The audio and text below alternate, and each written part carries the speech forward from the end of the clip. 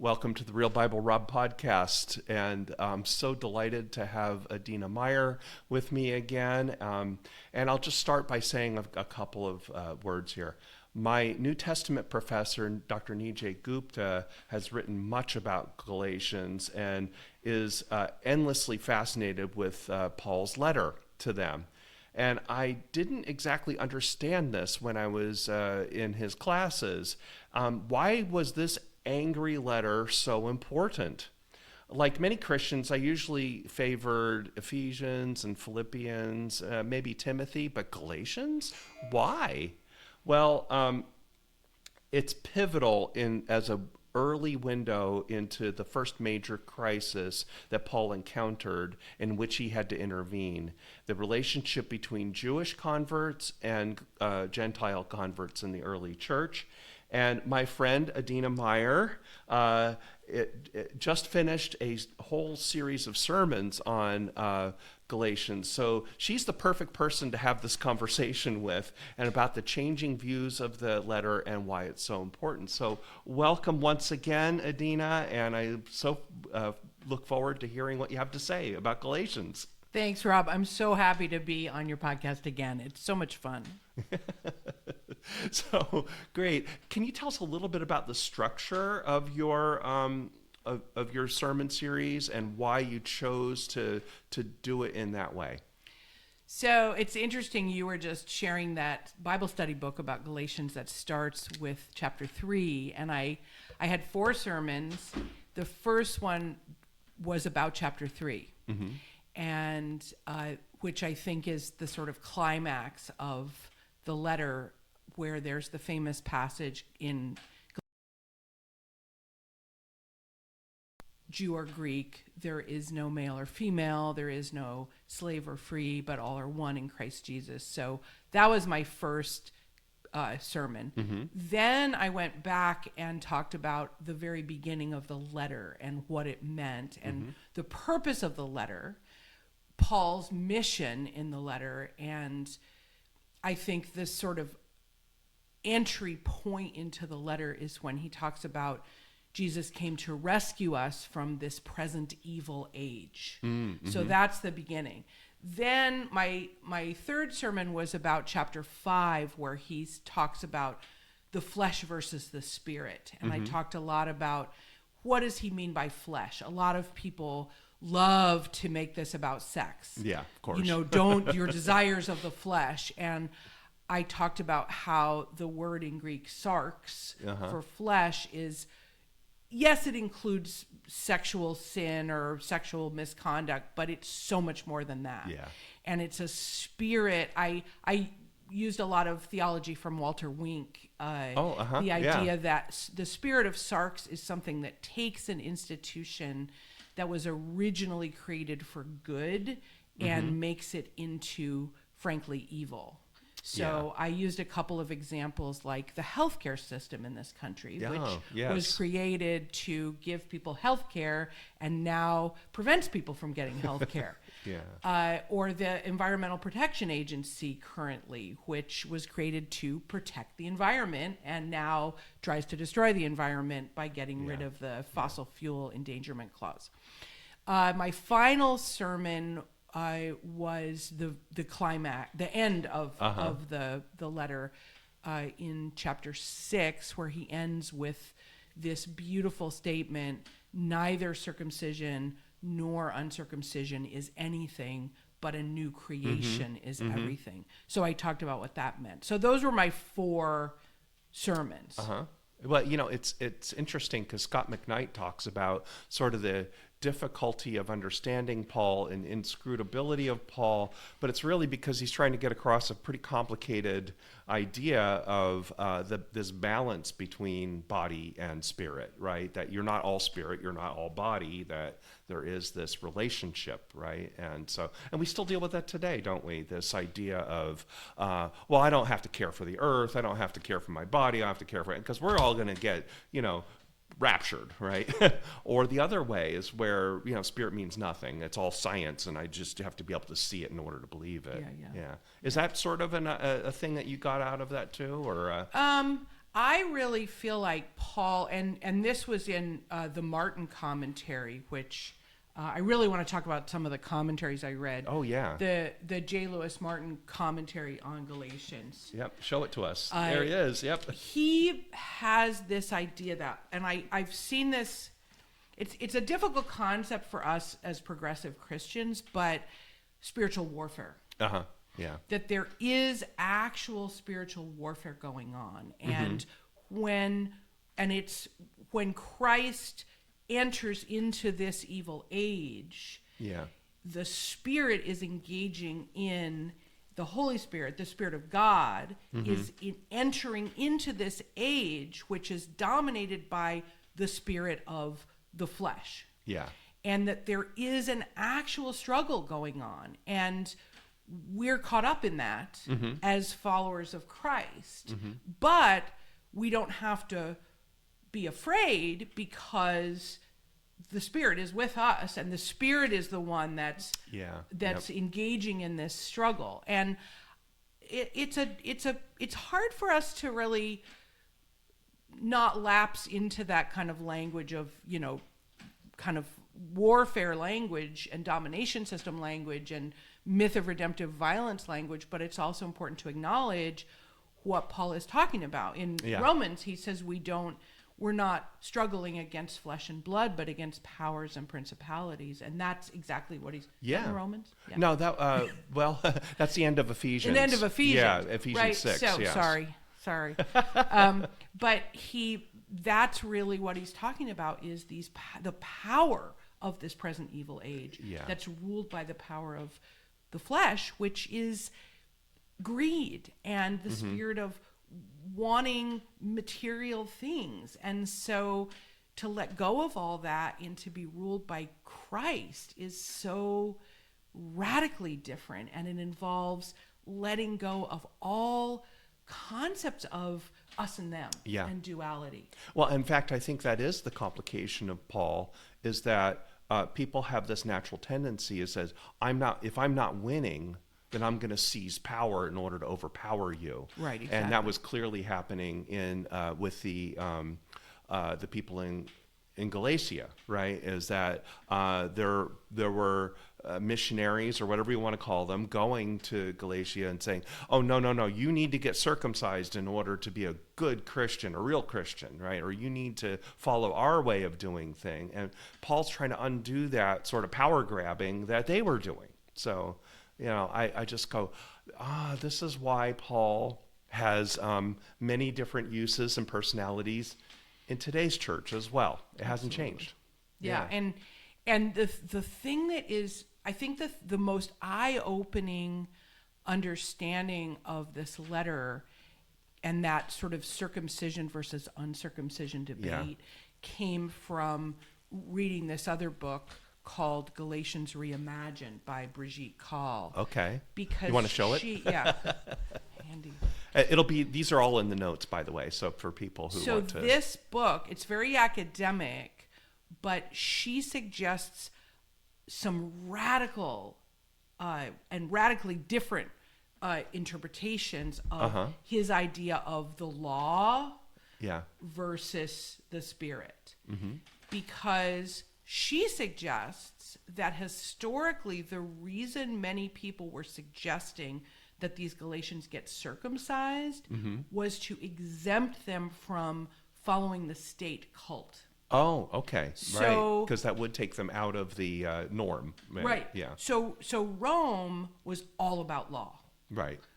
The word in Greek is nomos. And if you even go back to Virgil's Aeneid, for example, I really wanted to quote the Aeneid in my sermons, and I restrained myself. It's allowed.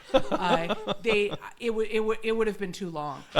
But the Romans prided themselves more than anything else on establishing law and having so-called rule of law in Roman law. Yeah. And that law and order, as we see today, is used as a justification for domination and injustice. Yes. And so all the stuff that Paul says about law, according to Brigette Kahl, a lot of it is not a reference to the Jewish law of the Torah, but is actually a reference to Roman law. So like there's a part in Galatians that's really mystifying where Paul is really angry at the Galatians. He's like, you foolish Galatians. That's all people remember. Yes. I was talking to my friend Nancy about Galatians. She said, the only thing I remember is you foolish Galatians.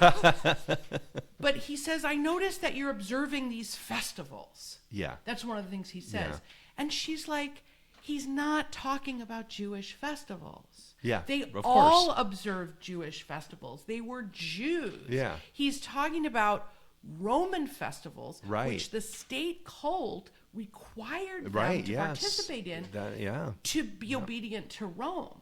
So just like Christian nationalists today want to have church and state be the same, for Rome, church and state were the same. So when these Galatians were like, I better like give offerings to the emperor and to the gods of the state, and I better participate in all these festivals, otherwise, right? Yep. And I mean, that's the tension in Ephesians as well. And I'm glad you mentioned Ephesians 6, because a lot of people think that, most scholars, I think that Ephesians is pseudepigraphical, whereas Galatians is a genuine Pauline letter.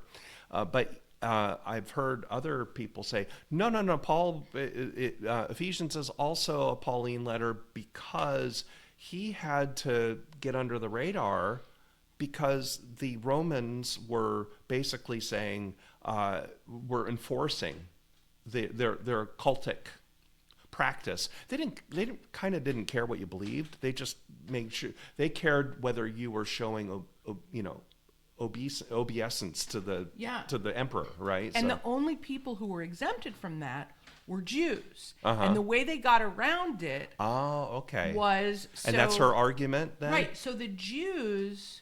The residents of Judea did not have to worship the emperor, and they had this very uneasy kind of truce, in which they said, okay, you cannot put a statue of the emperor in our temple, right?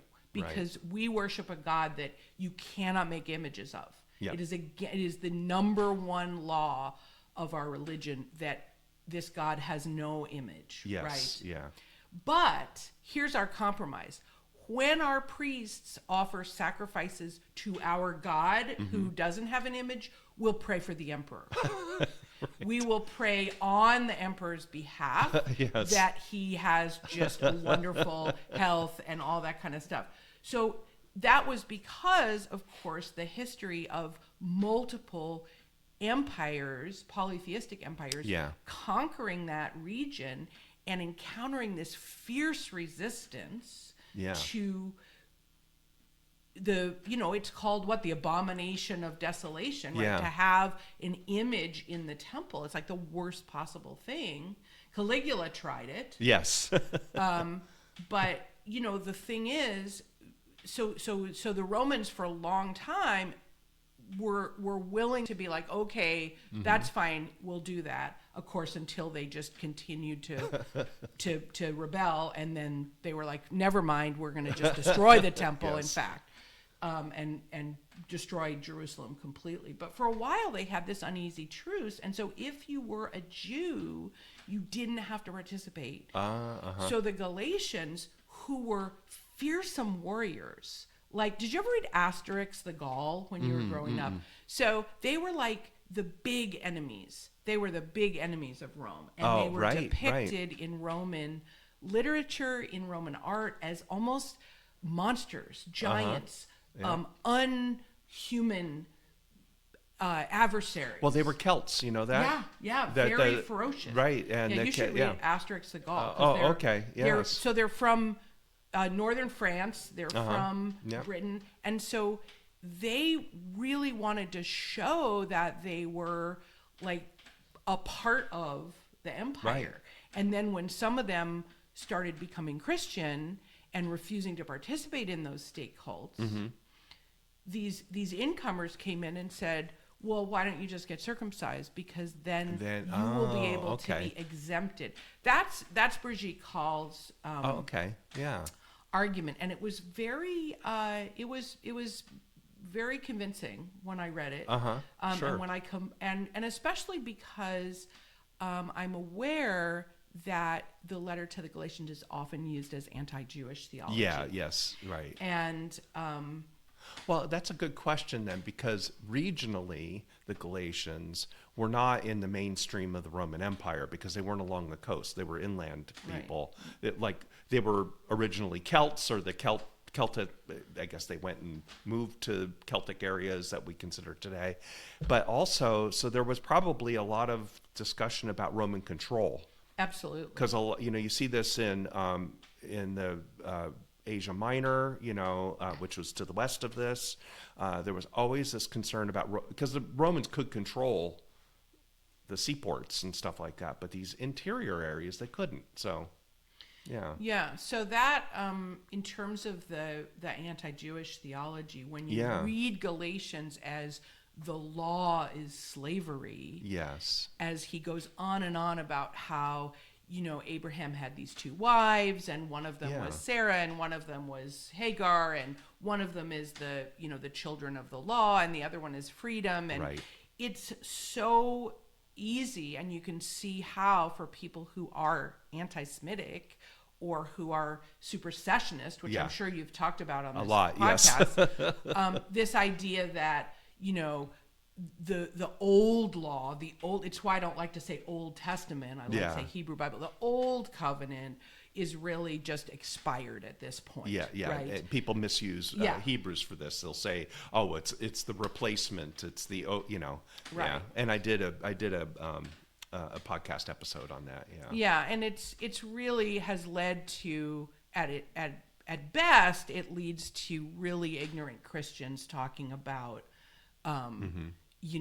how Jesus is the new covenant and the old covenant has passed away and the Torah is really oppressive, Well, and that's at best. At worst, it leads to pogroms, it leads to the Holocaust. Yeah. So I think we have to be really careful. And Paul was a practicing Jew. He wasn't just like some rando Jewish guy. He was a teacher of the Jewish law, and he loved the Jewish law. Mm-hmm. And so he's not saying, oh, nobody needs to get circumcised. Jews shouldn't get circumcised.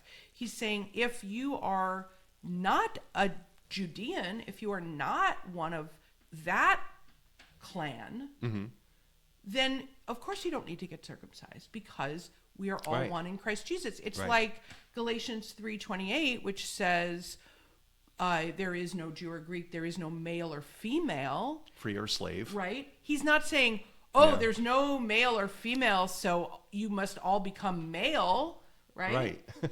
He's saying within the unity of Christ, there's this beautiful diversity, but it's not uniformity.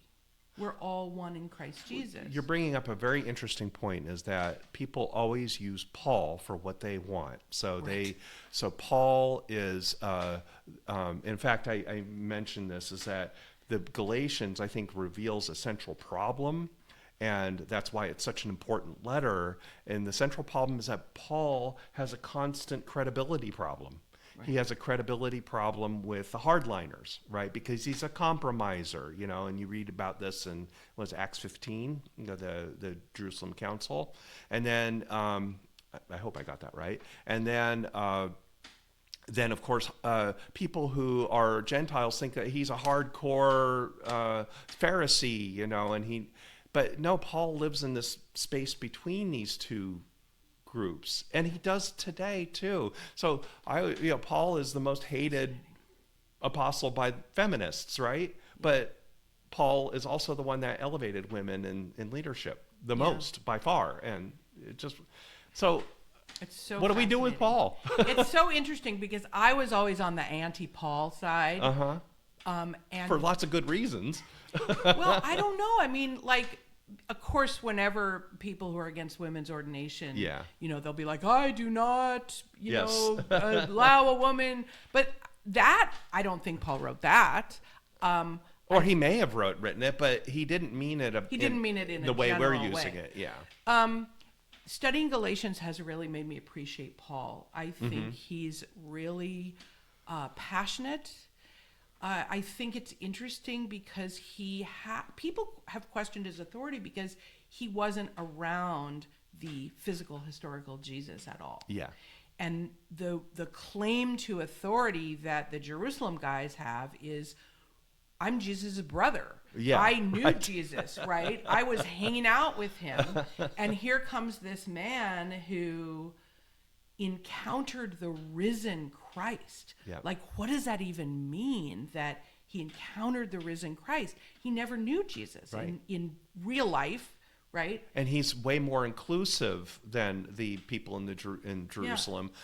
So the question is, I always wondered about this, is that, and of course they end up agreeing with Paul, at least the way we read it, and that they go, okay, I don't like everything he's saying, but he's doing good work for the church. How often have we heard that or thought that ourselves, right? Well, and the other thing they say is, maybe he can send us some money.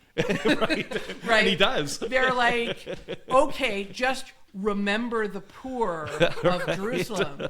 And he does. And he does, yeah. But he collects money over in Macedonia. Yeah. So I do think that is like, oh, we don't really like everything he's saying, but right, but he's maybe good for the faith. Send us some money. So I do think that he called Peter out. Yeah. You know, he was like, hang on a second. You say that you're like all pally with the Gentiles, and then, you know, you're not going to eat with them. And so Paul is so passionate, and he's so willing to suffer for what he believes, and he's so willing to act kind of like an idiot. He says the foolishness of the cross is that, you know, it's shaming the wise. So I've gotten to really have a great affection for Paul, and he definitely worked with women a lot. And there's actually this. In fact, he was. My main argument in 1 Corinthians is he's protecting women in 1 Corinthians, especially in the parts that people use against gay people, for example, and chapter 5, 6, and 7. He's protecting women from abuse from these overlord men with sexual impunity, right? So I have gotten to really, I also love, I mean, here's something gender-based with Paul is when he talks about, when he's writing to the Galatians and he's angry and he's shocked and he's horrified. And then at the end he says, I am pleading with you like I'm your mom. He's like, I want to like be like this mother to you. He's not afraid to mix metaphors like that and talk about his feminine side. And I love at the end where he's like, see what big letters I'm writing with my own hand. Like, somebody else was writing the rest of the letter, and then he's like, just a minute, I gotta write this. You know, I need to make my point. So he actually physically wrote that end of the letter. And, you know, and he doesn't have very good eyesight. I think that was his biggest health problem, right? So he's writing, and he's just like, listen, I've got to get my point across. So I really got a lot of affection for Paul in this study of Galatians. So I want to kind of shift a little bit, because you and I have talked about this, and I've mentioned it before, is there's a relationship between the letter to the Romans and the letter to the Galatians. Scot McKnight points it out. I love Beverly Roberts-Gaventa because she also talks about the letter to the Romans. It was also about peacemaking between Gentiles and Jews. Probably somewhat later, probably a decade afterwards or so, maybe even more. And this whole idea of how Romans is used to like lay down the law, you know, especially by modern Calvinist, fundamentalist, Calvinist, hyper, systematic theology people. My favorite, Wayne Grudem, you know, how the Romans is used to create almost like a new Torah.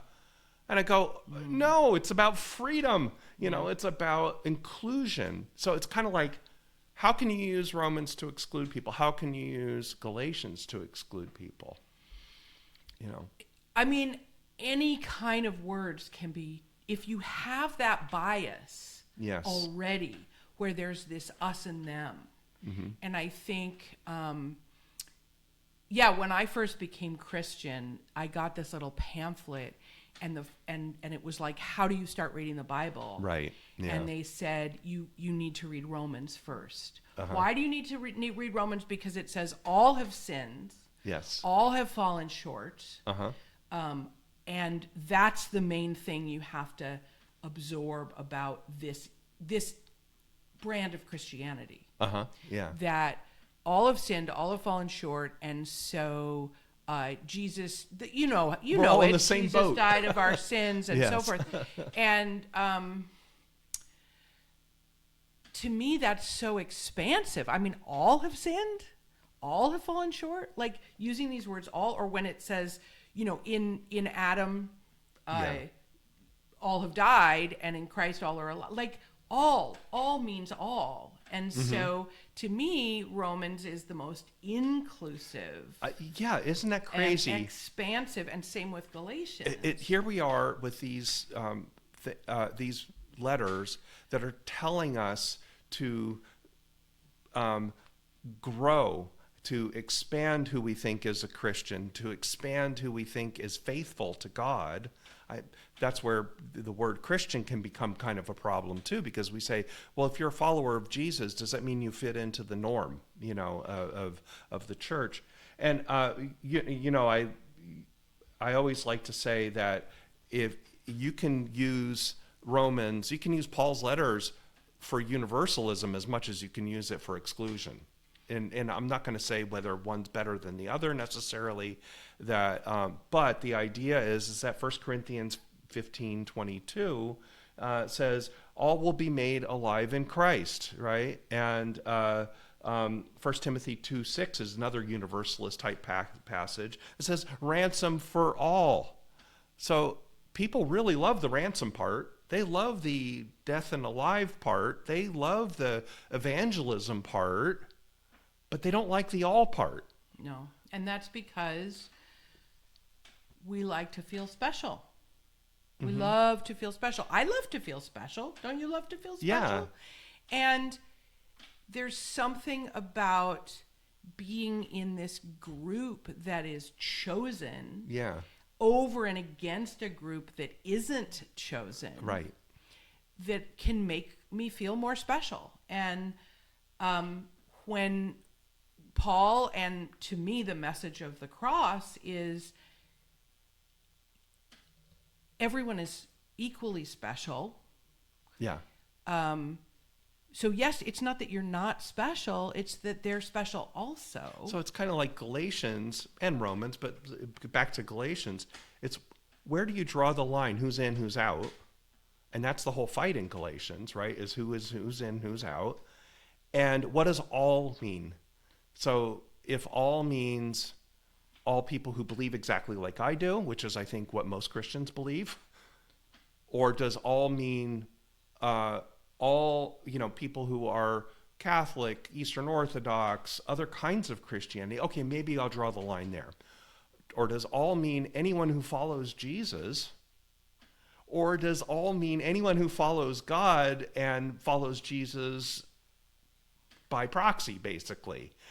That's where the all is. Where do you draw the line for all? And it's almost like every all. church. I mean, what does the word all mean? It means all. Yes. It doesn't mean all except those people. It means all. It doesn't even exclude atheists. It doesn't exclude serial killers. I mean, it's everyone. It's well, is all. Jesus sufficient or not? That's what. That's really so. At the very end of, I want to talk about the very end of the letter where he wraps it up by saying, neither circumcision nor uncircumcision is anything, but a new creation is everything. God is the one who is always everywhere making all things new. Yeah. And in Ephesians, I wish I could quote the chapter and verse, but he says, creating one new humanity. So the idea of a new humanity that is completely united in the cross of Christ. And Now, some atheists might get offended with this and be like, well, don't tell me Jesus died for my sins. Like, I don't even believe in Jesus. But I'm saying it's not about that. It's about expanding our worldview to understand this universalism. Universalism, Christian universalism, means there is no Jew or Greek. There is no Christian or atheist.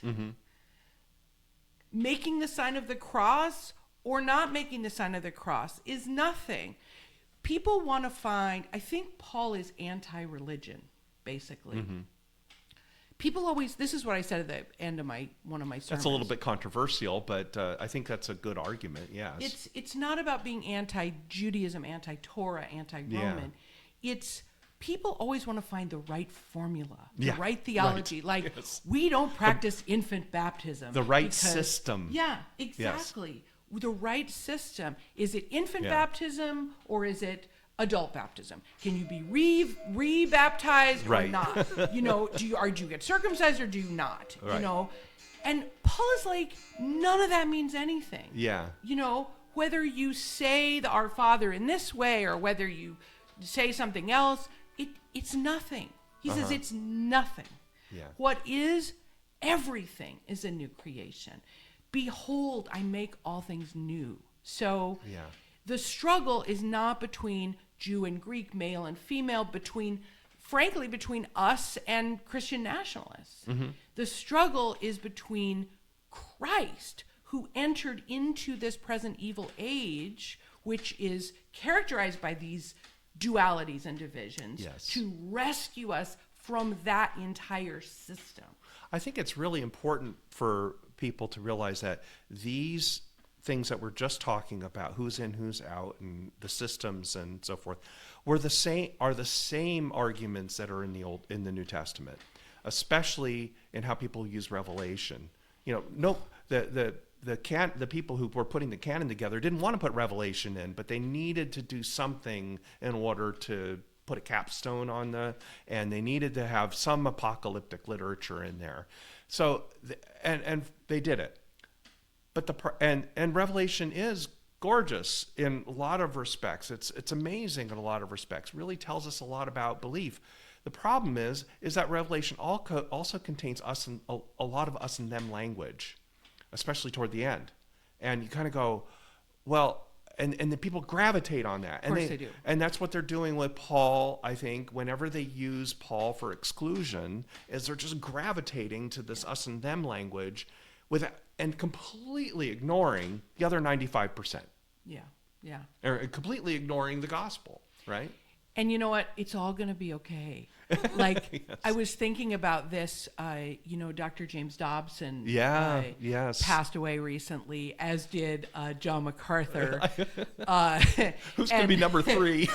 So, I was reading a lot of the comments, very, very sad comments on social media about that. And so many us and them, so many people saying how damaged they were, how traumatized they were by their parents following Dr. Dobson's, trying to break you, basically. Well, because he was all about separation. Yeah. He was all about us and them. He was all about power and control. So, and it's, and same with John MacArthur. Oh, and Pat Robertson, didn't he just die? About 2 or 3 years ago. Anyway, they're right now, where are they? They're in the throne of glory, all of them, right? Yeah. They're being loved. And they're with all of those gay people who have died, and they're with all of those Muslims and atheists. The best revenge possible. Well, yeah, I mean, it's love. Yeah. That's all and maybe that's a very mystical view, but, Julian of Norwich said, God just put God's arm around her and said, you will see for yourself that all shall be well. All shall be well. And so these poor guys, I maybe they were disappointed for a minute when they saw those people with them. Oh my gosh, why did I say those things? I hope that's what. But then I think we cannot fathom the depth of each of our own belovedness. Yeah. And so that's the bottom line. And I know it's my job as somebody who's trying to follow the way of Christ to look inside myself and not point the finger at these other people. Anytime, one of my favorite theologians is James Allison, and he says, anytime you find yourself saying, are you with us? Yeah. Or are you one of them? Yes. You're following that dead system. Yeah, You're following that system of the present evil age that Christ came to deliver us from. And it's so tempting to do, because those men that I mentioned definitely thought that I was bad news. And so I want to think they're bad news too. And to continue to ask Christ to pluck that out of my heart. Well, but let's be careful here, because I don't want people to ever get the impression that you shouldn't oppose them. Yes. Because in my last episode, just before this one, is I talk about Dobson a little bit. I talk about MacArthur, and I go, those guys are mostly dead now, right? And Tim Keller, who everybody loves, but Tim Keller was pretty toxic too. But there's other people who are still alive. Yeah, but that's the thing, is that there's a whole new generation of people that we have to be careful about. And it's really the way I draw, if you want to, I wouldn't even say draw the line. It's just to say, is anybody who's trying to push people out, trying to say empathy is sin, trying to say that you're not a real Christian, you're not really loved by God unless you do it like me. We have to oppose those people, their ideas, because their ideas are still alive and well. Yes. And we're going through a period in history where that's winning. The bullies are winning a little bit, right? So we gotta, Jesus was all about, I think the whole story of the gospel is that the bullies don't win in the end. The people who are trying to push you down and get you to be a nationalist and all that, in the end, they don't win. They don't win, but they do crucify the Holy One. I mean, yes. They get a lot of power. The Roman Empire lasted for, 1,000 years. And so, of course I'm not saying whatever they say, don't argue with. What I'm saying is we continue to speak the truth, but we remember that we struggle not against flesh and blood, but against powers and principalities. Yes. And that spirit, I have no problem using the word evil to describe their theology. Yeah. It's evil. Yes. I think Dobson is clearly was evil. Yeah. Clearly, Dobson was, I don't know. I think that he was sucked in. Who knows how he was raised? Well, he comes from Louisiana, and he was raised in a very strict Baptist, I think his father was a pastor. And, so what he was doing is he was expressing on a world stage his misogyny and racism. Exactly. That he grew up with. So, but I think that's really important. What you just kind of said is that here's a man, clearly a broken man in a lot of respects, to have that kind of hateful theology. And you go, okay, let's oppose what he believes in. Let's oppose him, but not to say that, and his evil ideas, because I do believe he was evil, but that we're above that in a way, but not above, that's the wrong word, is that we can transcend from that, is that we can resurrect from that. We can resurrect from being crucified, with Jesus. Yeah. Yeah. It's Jesus. Just so dangerous to go into this thing of Dobson was evil and we're good. We are the real Christians. Nope. Because that's the same thing. What I would say is he was a carrier, I would say, of this disease of racism, of white supremacy. Yes. Because all of that violence, all those physical beatings that children received and suffered were part of this system of violence that came from the white supremacy and the slavery and all of that stuff. So yes, I want to tell people that was absolutely wrong. And if that happened to you, that was absolutely wrong. You did not deserve that. That is a false doctrine. It's a sinful and evil doctrine. Yeah. Well, people will say, but for 2,000 years we had this where, we had strict. I go, that doesn't make it right. Right. So I think, but that's what Paul is saying is all are one. And that anyway, I think that's the danger of it is to get into this us and them. Well, I think that's the important thing that you're highlighting here is with Galatians, because Galatians is so Pauline. I think that's why Nijay Gupta just loves Galatians so much, because it's kind of like the most Pauline letter. Right? And it kind of exposes who Paul is because it's so passionate, but it's also so expansive and freedom-giving. I remember when I was doing my ordination exams, and one of the questions was, what is Galatians' main topic? And the answer was freedom. I go, can you imagine that? And I go, I guess so. But, just being able to internalize that and seeing Paul in a new light. So I'm so glad that you've seen Paul differently. I'm so glad that we can use Paul as a mirror to figure out what is good and truthful and kind and generous and all of the things we hope for in the gospel, and what isn't. And of course, that's what I can't recite them, but my friend Marcy can recite the fruits of the Spirit. Yes, right, yeah. Love, joy, peace, help me out, self-control, those fruits of the Spirit. We can see what, these aren't like, here's what you have to do. They're markers of when we see a community, when we see a community that is devoted to the Spirit, those are the fruits that we see. Yes.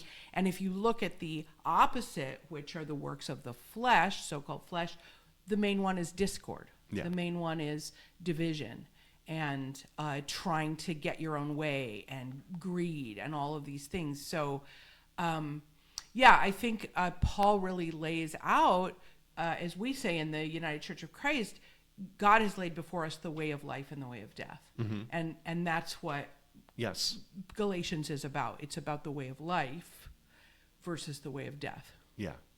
And that Paul was kind and gentle and did things, but he was also passionate and angry and sometimes petty too. So you kind of have to go, okay, well, Paul's a complete person that we see obviously the New Testament, he's the most complete character in the New Testament. Yeah. So, And he was willing to suffer and pay the price. Yep. Which is what we're both going to preach on this Sunday. That's right, on the cost of discipleship in Luke 14. Yeah. And Paul understood the price. Uh-huh. And he understood that he had to let go of his entire identity. Right. And he felt like he couldn't do anything else. Yeah. I mean, he felt so compelled to do it. Yeah. So with that, let's wrap up by just saying, look at Galatians in a different way. Look at Paul in a different way. Look at some of the resources that I put in the notes, because I really feel like it is a mirror, and the battles that Paul was dealing with, the difficulties Paul was dealing with, are the same battles we're having today, and we're having them really highlighted in the last few years. So we have to kind of say to ourselves, what does it mean to be a Christ follower? Or even if you're not a Christ follower, what does it mean to be faithful, to be good, to be in the right path? So thank you, Adina. Is there anything else you'd like to say or close with? It's just always a pleasure to be on your podcast. I hope you'll invite me back some other time. Yes. Survey a different book and we'll do that. Okay. All right. Well, thank you so much. And like I always say, people say lots of things about the Bible, especially Galatians, especially Paul, that aren't really there. So thank you, and God bless you.